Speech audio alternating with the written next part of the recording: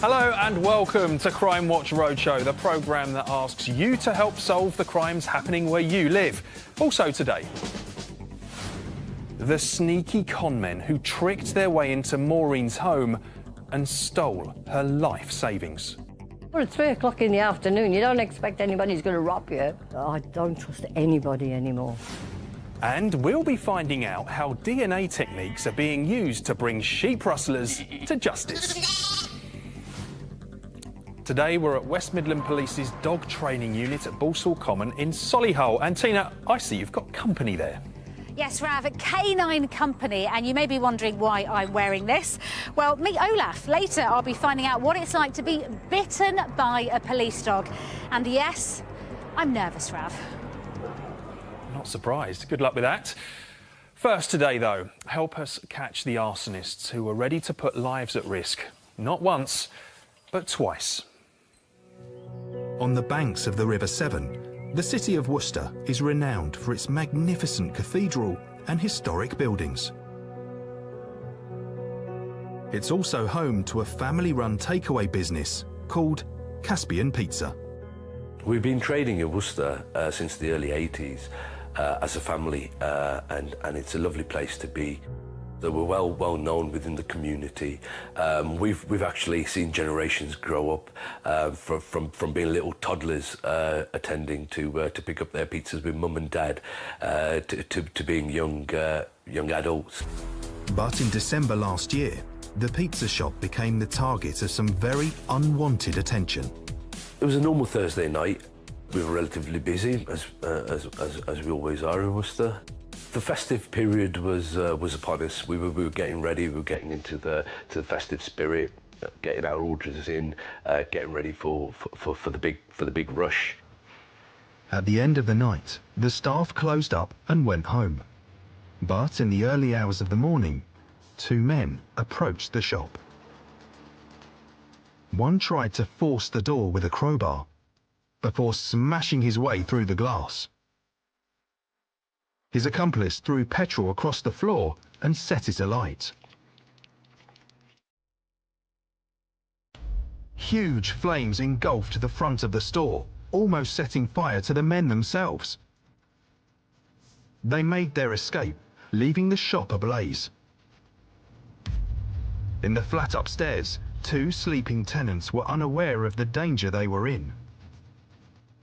Fortunately, passers-by raised the alarm and the fire was put out. The incident could have been very, very serious. There were lives at risk. There were people living there. Potentially, the fire could have escalated to the building upstairs, and potentially, God forbid, the people upstairs would have been in some kind of bother. The shop could always be replaced. We could always get more equipment, but human lives would never have been able to be replaced. With no clear motive for the attack, the pizza shop owners carried on trading, but stepped up security. Initially, it was, what do we do now? How do we safeguard ourselves? What do we do going forward? Lights were left on the premises, so we did whatever we could to try and make it clear that somebody was on premises. Unbelievably, the takeaway was targeted again 3 weeks later, shortly after Christmas. This black Audi estate made a U-turn through a red light, then pulled up on the opposite side of the street. 2 men, carrying a hammer and a canister of petrol, got out. But this time, the owners were prepared. One of the managers was on guard duty in the empty shop next door. When the second attack happened, they tried to smash their way through the first window of the door. They did manage to do that, so they kicked the panel through. At the sound of the smashing glass, the manager woke up and ran to the pizza shop. The men were pouring petrol over the counter. But before they could set it alight, they were driven out of the shop with a snooker cue. They made their getaway in the black Audi.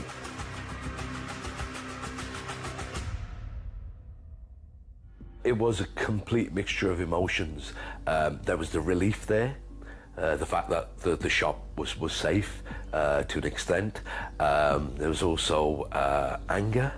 There was disgust. at the people that were trying to do something like this. Local detectives are urging anyone with information to come forward. We have no idea what the motive for these attacks were, but they were clearly targeted attacks. This could have been a lot more serious than it was. There were people asleep in the premises above the attacked pizza place, and this could very easily be a murder inquiry. It's only by good fortune that we're dealing with an arson. The two attacks have had a serious impact on Wasib. It's had the kind of effect on me that I didn't really want to be looking over the shoulder and to be expecting anything. Anything could happen. Very nasty. Detective Constable Dave Foley is with me now. Talk us through the first attack. Yeah, the first attack happened on the early hours of the 9th of December, around 4:30 hours in the morning. Two young males, aged late teens, early 20s. They broke down the door, smashed through the glass of Caspian Pizza in Worcester. They spread petrol all over the floor, and then they set fire to it and ran off. They ran off up London Road, and we believe they got into a black Audi estate, which then drove off in the direction of the M5 motorway. And the CCTV footage shows us this really could have been serious. It could have been very serious. There were people asleep upstairs. They probably didn't realise that at the time of the attack, but this could so easily have been a murder investigation instead of an arson investigation. Talk us through the second attack. The CCTV this time is really clear. Yeah, the CCTV is a lot better in the second attack, and that happened around 2:30 in the morning on the 28th of December, just after Christmas. And we believe it's the same suspects. We can't be 100% certain, but we believe it's the same suspects from the CCTV. They arrived in a black Audi estate car. They did a U-turn at the traffic lights and parked opposite Caspian Pizza. Two young males, again we believe they're young Asian males, they smashed the glass in the front door, and they actually spread petrol all over the counter from a green petrol can, and they were about to set it on fire, but because of the first arson attack, one of the owners was asleep next door, and he came through, confronted them. There was a bit of a scuffle, nobody was injured, and they ran off without setting it on fire. Had they done so, they could have easily engulfed themselves in flames. So, Dave, just to reiterate, you believe it's quite likely the same people were involved in both attacks, particularly since the same car seems to have been used both times? That's correct, yes, that's correct. The description of the people on the second attack, the one guy's a larger lad. He was wearing dark clothing and a balaclava. The other lad's wearing a teal-coloured jacket, Adidas shoes, and quite distinctive black and white trainers with a large wedged white sole on the trainers. OK, Dave, thank you. If you know who they are, please do get in touch. Ralph. Thanks, Tina. Now, more incidents caught on camera in today's CCTV roundup. And just so you know, the first one is pretty nasty. It looks sunny outside, but this fella's all wrapped up. I wonder why. Threatening the shopkeeper with a knife, he forces his way behind the counter. He helps himself to cash and then turns his attention to the cigarette cabinet. Happy with his loot, he tries to make his getaway, but the shopkeeper has other ideas. Attempting to grab the knife from him, they get locked in a struggle. The masked man tries to break free by flinging her around like a doll. Fortunately, the shopkeeper wasn't hurt, but the crook still got away with around £120 in cash. Police need your help to catch this masked man.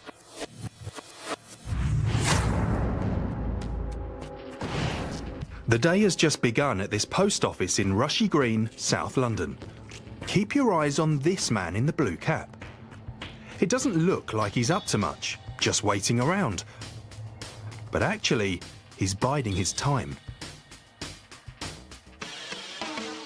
When he gets a chance, he sneaks behind the unmanned counter and stealthily removes a coin tray. He's pretty nonchalant about it and stands in the entrance having a look around before deciding he better go. What he's not expecting is one of the female members of staff trying to stop him from leaving.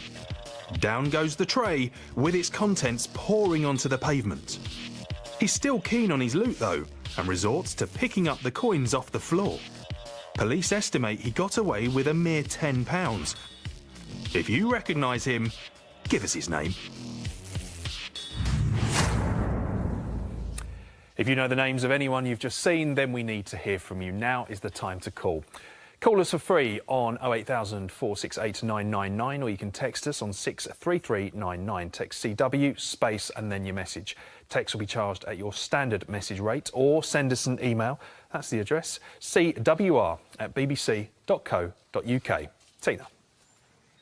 Thanks, Rav. Now, this unit spends a lot of time teaching dogs how to search for things. So we are about to put those skills to the test. Pete here has volunteered to be our suspect. You're going to go and run and hide while throwing away some evidence while you do that. We're going to give you a head start. Off you go.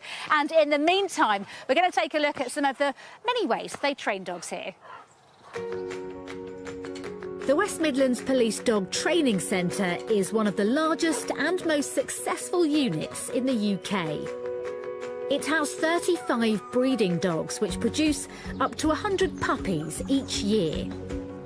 Around 80% of them will become operational police dogs.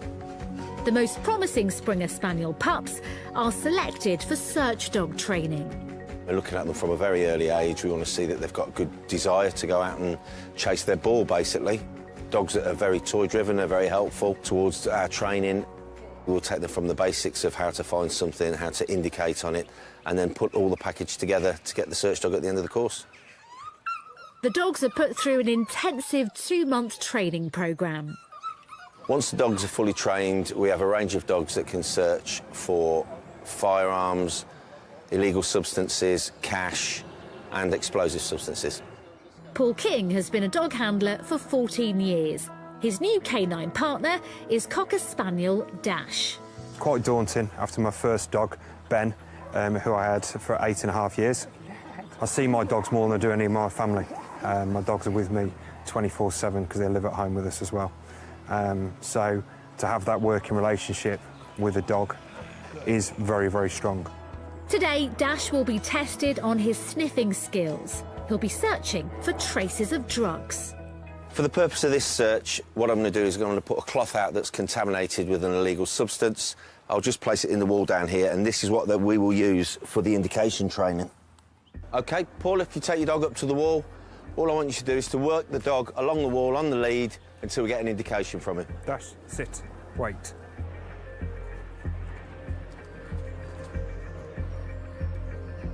Picking up the scent, Dash quickly finds the sample and claims his reward. Good. Good boy. A tennis ball and a pat from Paul. Time for a tougher test. What I'm going to do now is I'm going to put out a hide in a live environment and move on and hopefully develop the dog from the indication on the wall to indicating over in the open. So what I'd like you to do, Paul, is I just want you to search this small area here. We're going to move on from indicating against the wall to indicating on a hide that's hidden out there. OK? The hide is a packet of drugs concealed in the undergrowth. Dash and Paul work the area together. And Dash's nose doesn't let him down. Good boy. Excellent, well done. Good boy. What we've done there is we've allowed the dog to work a little more freely with tasking from the handler and to locate the substance out in a live environment and to indicate for it. As well as specialist search dogs, the centre also breeds and trains general-purpose police dogs. German Shepherd Olaf has recently completed his first stage of training and has been paired up with handler Keith Bennett. Yeah, it's really exciting actually to take on a new dog. I've just retired a dog who I've worked with for 8 years, and I've now got Olaf, who's 14 months old, and I picked him up 10 weeks ago, knowing very little about him knowing very little about me, and we've had to really create that bond. Today, Olaf's taking another step in his training. He'll be tested on a realistic scenario which he could face in the line of duty. What I'm going to do is I'm going to put my colleague Dave here in some protective clothing, and he's going to lay what we call a track, which is human scent that has come from the body and the ground disturbance, and we want the dog to follow that track to its conclusion to find Dave. Kitted up with protective padding, Dave heads off to hide from Olaf. I'd like you to follow that track to its conclusion. Once you find the helper's been briefed to run off if you can send the dog and detain the person when he's run off, please. OK, no problem. Quickly picking up the scent, Olaf is off. Stop, send the dog! Get him! The dog's trained to run off and detain the person by biting them. Stand still! Once the handler joins them, they get the dog off and the person is arrested and taken into custody.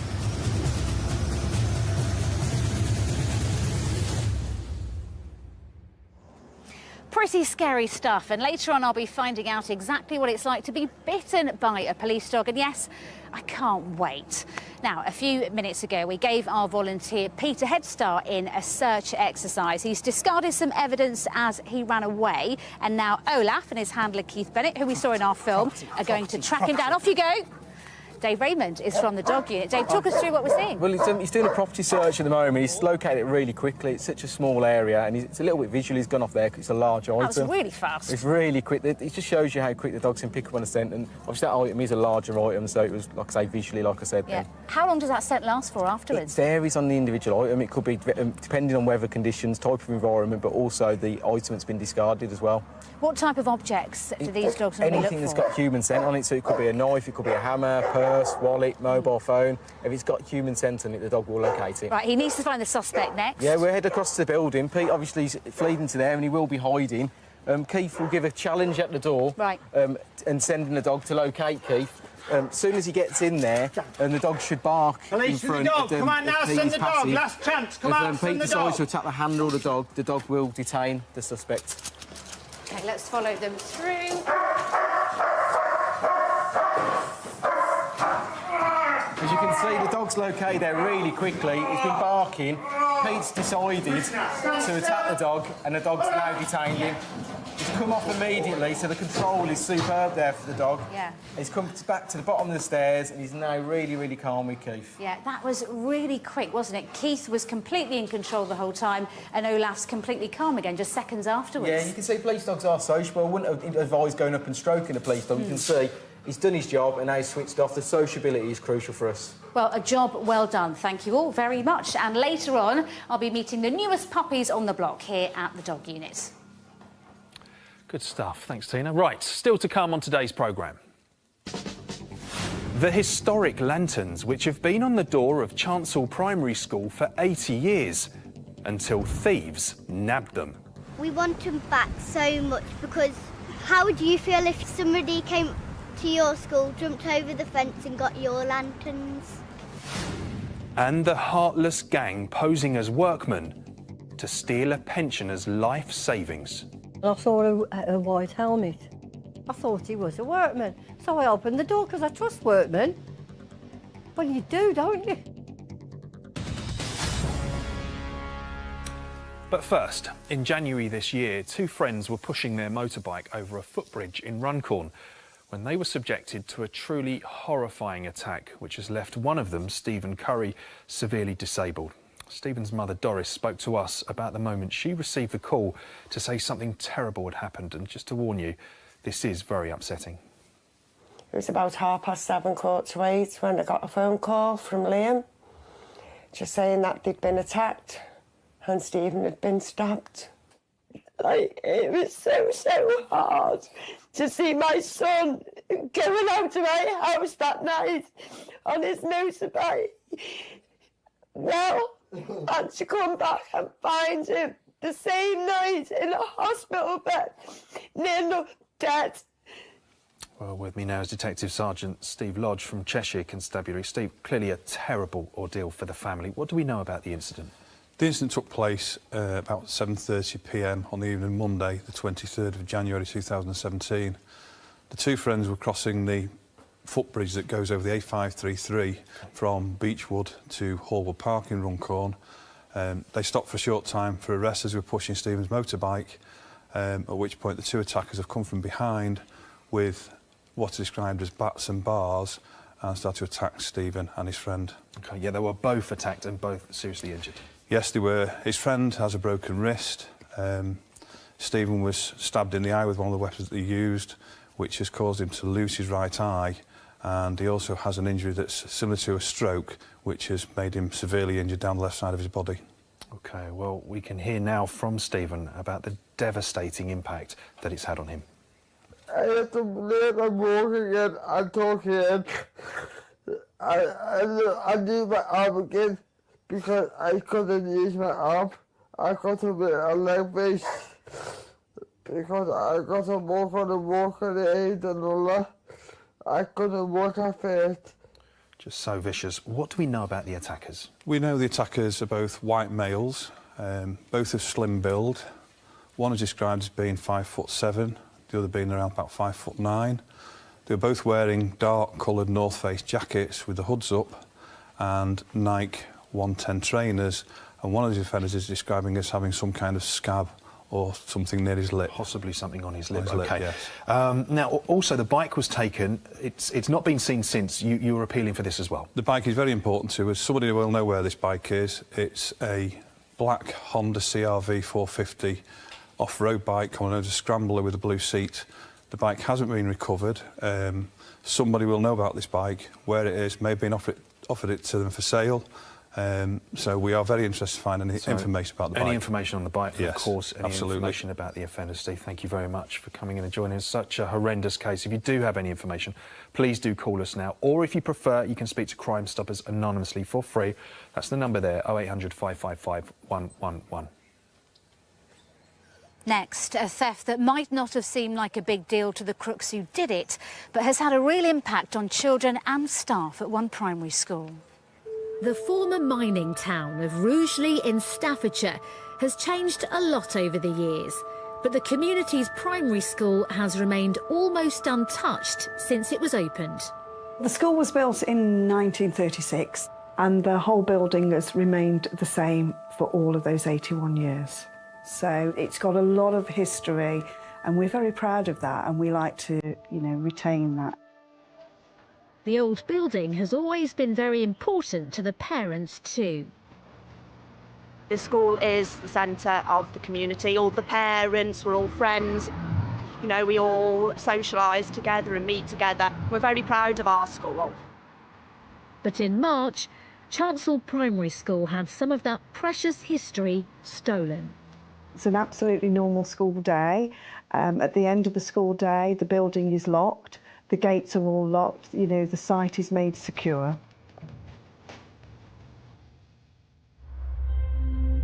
Late on the evening of March the 7th, two men arrived at the school gates, but they weren't looking to do any late-night revision. First, they tried their luck opening them. They were locked, but that didn't deter the intruders. One of the men began to scale the 6-foot metal gates. What they didn't realise is that they had been caught on CCTV. Once inside the school grounds, the pair headed to the front door. They had their eyes on two Art Deco lanterns fixed there. Armed with a crowbar and drill, the men began trying to pull the historic lanterns from the wall. After struggling for 20 minutes, the crooks finally ripped the lights free and made their escape. You quite clearly see how carefully and delicately one of the males actually places the lanterns onto the floor. That would lead me to believe that the offenders are more than aware of the monetary value that these lanterns hold. If they were to be put on sale, they would sell for thousands of pounds because of the fact that they are antiques, they're original lanterns. When we saw the thieves on CCTV, it made me feel sick to the stomach. It was so distressing to watch. 81 years of history just gone like that.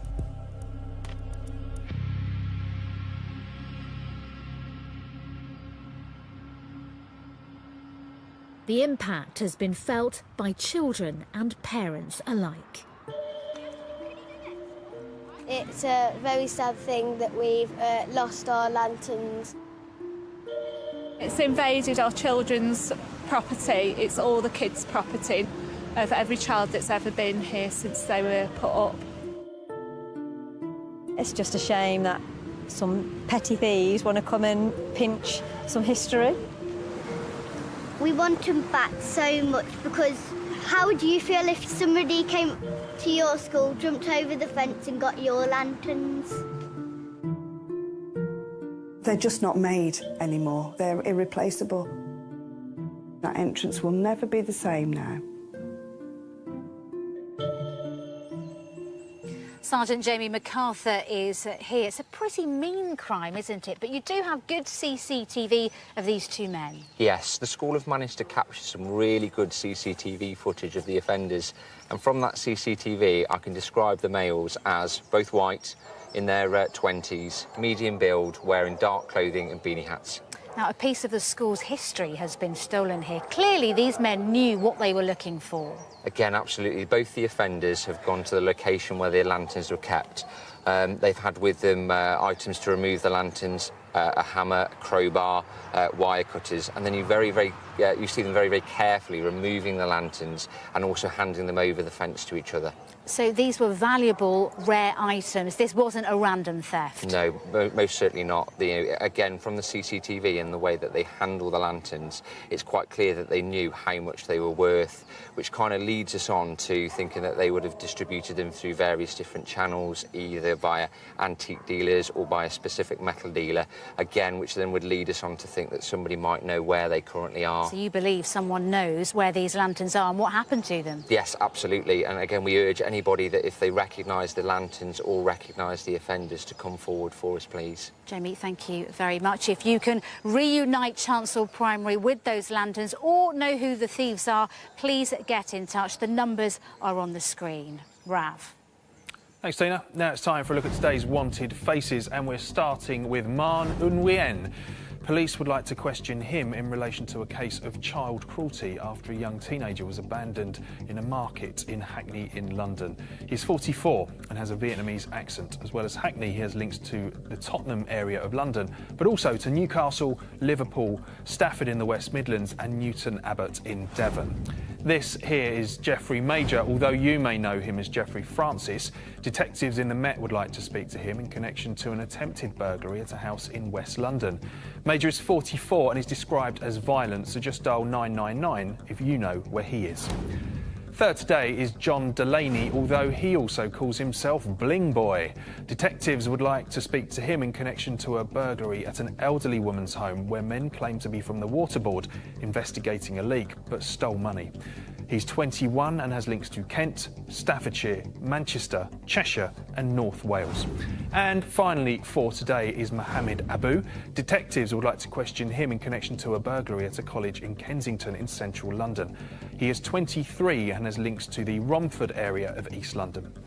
If you know where any of these faces are, make sure you get in touch using the numbers on screen. Now to a sneaky gang that pretend to be workmen so they can trick their way into people's homes. Here's hoping you can help catch them before they do it again. The suburb of Kitts Green in Birmingham has been home to 77-year-old Maureen Griffiths for half a century. But in December last year, Maureen, who has severe arthritis, fell victim to a cynical scam. Her neighbour's CCTV footage captured a white builder's van driving past. One of its occupants then paid Maureen a visit. I was watching the TV and I must have fell asleep. And I heard the bell ringing. And then I could hear the window knocking. I thought, there must be somebody who knew me. So I went to the door and I saw a white helmet. I thought he was a workman. So I opened the door because I trust workmen. Well, you do, don't you? The man told Maureen he'd come to sort out flooding in her back garden. I said, we don't have any floods. He said, well, I'm only doing what my gaffer told me. So I said, OK. Persuaded by his claims, Maureen let the man in. But further down the road, his accomplices were waiting to make their move. Maureen locked her front door, but when the man made an excuse to open it again, her suspicions were aroused. I said, where are you going now? And he must have opened the door. He said, I'm letting the cat or the dog out. I said, I haven't got a cat or a dog. As the workman led Maureen out of the house and into the back garden, she began to feel increasingly uneasy. I just didn't like him. I thought there's something not right about him. I couldn't put my finger on it. With Maureen distracted, the man's accomplices let themselves into the house and ransacked the front room. And I could hear a noise in there and voices. I thought, well, that's not next door. The three intruders struck lucky and made their escape with a large amount of cash. Come on. I rushed in, as they must have heard, and they disappeared. I didn't know who was in there. All I could see was on the floor. Everything was tipped up. And I thought, oh my God. And he came in. I said, look at the mess. He said, it was like this when I came. I said, no, it wasn't. I said, I don't leave a mess like that. In just a few minutes, the gang had stolen £18,000 of her life savings. As the fake workman walked away, Maureen realised she'd been the victim of a cruel distraction burglary. I received a phone call from Mum's neighbour. Said she'd been robbed by 4 men. I felt sick, literally sick, and just scared that she'd been hurt. I took Mum's life savings. She's got grandchildren and great-grandchildren, and I'm sure she'd like to give them a little bit of spending money for things. But now she's got nothing. It's all gone. They took it all. This incident has obviously had a long-term effect on our victim. She's been financially, emotionally and mentally upset by what's gone on. It's really important for me that we catch the offenders in this case quickly to prevent other members of the public becoming victims. Well, at 3 o'clock in the afternoon, you don't expect anybody's going to rob you. And that's the last thing that enters my head. For Maureen, it has been a traumatic and life-changing experience. Since this has happened, she locks the door. Even when I arrive, she puts the lock on, the chain on. She's always looking out the window at different cars. She wants to know who the people are in the area. Anyone walking past. Oh, I don't know them. She's just so nervous. It's sad. I don't trust anybody anymore. Don't pay, does it?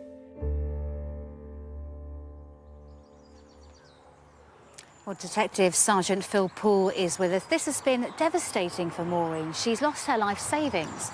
Yeah, this crime's had a devastating impact on Maureen. It's left her having her trust in people around her shattered. And the CCTV, you've got caught these men leaving her home. What descriptions do you have of them? We're looking for 4 white males from what we believe is the Irish traveller community. The first male is described as a builder. He was seen wearing a hard hat, a high-visibility jacket and carrying a clipboard. The second male is described as wearing a distinctive brown flat cap and a hunting-style jacket. He was walking with a pronounced limp. The third male is described 50 to 60 years of age, 6 foot tall, with a very distinctive cream hat on. And the fourth male is described as being 40 years of age, 5'7" tall, and also wearing a distinctive cream bobble hat. And Phil, they also had a distinctive van, didn't they? Yeah, we're appealing for anybody that's got a description of this, recognises this van. It's a white Ford Transit Panel Connect van. It's got distinctive roof bars and distinctive ladders on the top at the time of the offence, and also has distinctive blacked out windows. Anybody that can put those 4 descriptions and that van together is of interest to us. And you don't think these men are local, do you? No, we think because they're from the Irish traveller community that they'll have a footprint all over the UK. So, as I said, anybody that can put those descriptions and that van together, we'd like to hear from them. Thanks, Phil. And you heard him. If you've got any information on who these men might be, please do get in touch. And it's worth remembering, if you're a victim of any crime, you can call Victim Support. They are on 0808 16 89 111. Rav. Now, animal rustling may sound like a crime from the Wild West, but last year 76,000 sheep, cattle and pigs were estimated to be stolen in the UK. Unfortunately, many are never found. Thankfully, science is now helping fight back against the thieves. And just recently, DNA was used to secure the first conviction for sheep rustling in Wales. Temporary Inspector Matthew Howes from Dyfed-Powys Police is here to tell us more, with two very special guests, I must add. Now, these aren't exactly the sheep that was stolen, but they look so similar to me. How can people tell them apart? Morning. Well, all farm livestock have to be identified through tags. Sheep in particular, breeding ewes have to have 2 tags, one each side. But that's purely just for agricultural purposes. To be able to prove of sheep's heritage or where it's come from beyond reasonable doubt, we have to rely then on the DNA profiling. Yeah, because farmers can often tell them apart themselves, but that's not enough. That's never going to stand up in court. So talk me through the DNA profiling then. How's that being used for sheep? You're right. Most farmers will know their stock, but that's not enough to prove beyond reasonable doubt that they are theirs. In our particular case, 50 sheep were stolen from a farm in the Armorford area, and the farmer himself did some detective work amongst the farming community and found that 20 ewes had been sold at a local livestock market some 10 days after the theft. He visited those 2 farms, could see the sheep were his. He then came back to us, and we went then 2 months later, once the lambs were born, with staff from the Animal and Plant Health Agency. We took blood samples from the lambs, and then we took blood samples from the rams that the victim owned and had bred himself, and we were able to DNA profile and directly link 9 of the 15 lambs to the rams owned by the sire. That then meant that the mother of those lambs were the stolen ewes. And what brilliant evidence, because you had someone for this, someone was charged, and it eventually got a conviction as well. Yeah, we had a conviction for handling stolen property. The gentleman concerned had a 8-month sentence, suspended for 2 years, and a £1,000 fine. But it was the weight of the evidence that gave him no choice but to say, yeah, all right, you got me. Yeah, it was. And for me, it shows that where farmers are willing to work with the police and give us the information, report crimes and give us the information intelligence, we can take action. Now, you're from a farming background before you joined the police, and you want to highlight the fact that it's not just the value of what's stolen, it's the fact that this really ruins someone's livelihood when this happens. That's right. You know, 50 sheep to be stolen, that's worth about £5,000. That's a big impact on a young family business. Wait, we're talking. The gentleman concerned in this case works full-time as well in order to supplement the farming income. So it does impact on the business. And you'd always encourage people to report this as well? Yes, please, 101. Yeah, absolutely. Get in touch. Well, Matthew, thank you very much for joining us and coming in. And these, I would say, are definitely some of the cutest guests that we've had on this series. But you may disagree with that, Tina. Oh, I don't know about that, Ralph. You've got some serious competition here. This is the newest litter of Springer Spaniel pups here at the dog unit. They are just a few weeks old and incredibly cute. It will be at least a year before they start their proper training as working police dogs. And in the meantime, they need a lot of TLC and very careful handling. That is the process Stormzy and Anna are going through over here. Let me take Stormzy from you. It's your job to look after these young puppies. Yes. Tell me about that. Well, what we're tasked with is to get the dog socialised. They've got to be confident when they start their working life. So we take them out, we take them everywhere, we get them used to all different sorts of sounds, sights. It's very rewarding. They are quite a handful. They are, yes. You've been doing this for, incredibly, 17 years. Just over 17 years, yes. Why is that? I love it. It's very rewarding. And you're doing your bit for the community, you're putting a bit back into the community. But you get a lot, all dogs are different, and you get a lot from handling them. OK, well, I'm going to give Stormzy back to you just for a moment and come and talk to another puppy walker, Gareth Taylor. PC Gareth Taylor, so you are a policeman, but you don't work for the dog unit. Yeah, that's and you're looking after Jenga, who is how old? She's coming up to 18 months old now, so... Yeah. Ready to start her training? Ready to start her training, ready and waiting. Yeah, she's all ready to go. And what is it that motivates you when it comes to looking after her job? Yeah. That's good motivation. Absolutely, yeah. It's been a dream of mine to get onto the dog unit for a number of years, so it's all good experience. Yeah, and how difficult is it to give them back at the end? Really difficult. It's incredibly difficult. Thankfully, one of the puppies who I've previously walked, her handler keeps in touch with me. She's working in Dorset, so... he's very nice, great, keep in touch, sends me pictures and updates, and Gareth, he's great. Thank you very much. I think I'm going to find it very difficult to give Stormzy back, but I will be back in a moment with a police dog that's been lined up to bite me. Ouch. Thanks, Tina. Just time for a quick update now. And you may remember yesterday we asked for your help after a postmaster was threatened by a robber with a knife at his post office in Erdington in Birmingham. Detectives wanted to identify the man seen on CCTV. Well, officers tell us they're now chasing up a potential name. Also, yesterday we were with the West Midlands Police Cannabis Disposal Team. It was an action-packed show, but the drama didn't end there because just a few hours later, team manager Mike Hall, you can see him here, was flagged down by a passing motorist and ended up delivering a baby at the roadside. So a very busy day for Mike, and I'm happy to say mum and baby are doing well. Tina, where are you tomorrow? Well, Rav, I will be in Wiltshire tomorrow seeing how paramedics train for extreme incidents like chemical spills and train crashes. And we'll also be out and about with ambulance crews in Bristol to see how they deal with time wasters who call 999 unnecessarily. Now, I am a dog lover as much as the next person, but we are about to test that to the limit. Keith is here with Olaf, his German Shepherd, who is about to bite me. I can't believe I'm saying that.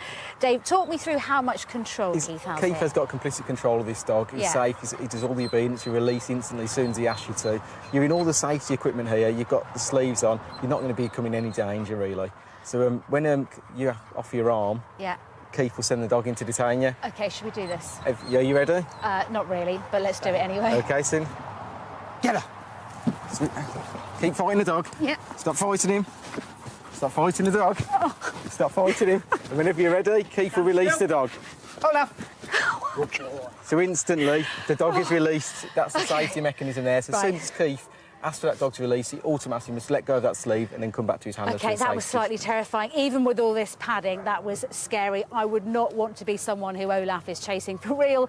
And Rav, I'm sure you wouldn't want to be either. Ouch, rather you than me. For more details about the crimes on today's programme, go to our website. But before we go, here's another look at this morning's wanted faces. If any of them look familiar, then pick up the phone and tell us where they are. We'll be back tomorrow morning just after breakfast. Until then, do take care. Bye-bye.